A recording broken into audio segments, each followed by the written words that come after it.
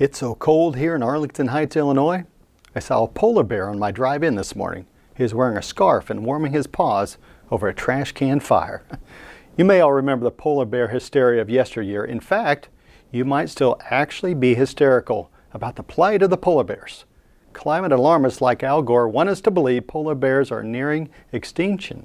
But that's another convenient lie from an inconvenient politician. Al Gore was born in 1948 when a gallon of gas was 16 cents.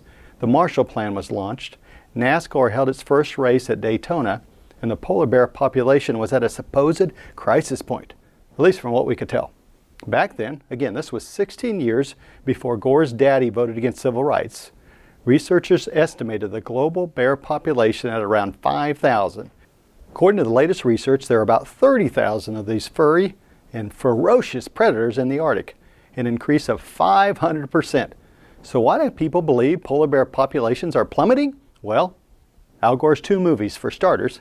He and other alarmists can't resist making the polar bear, an animal everyone admires and fears, the unwilling spokescritter for the radical agenda.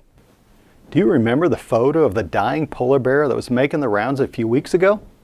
People like Al Gore use this one bear to show that man-made global warming was starving polar bears.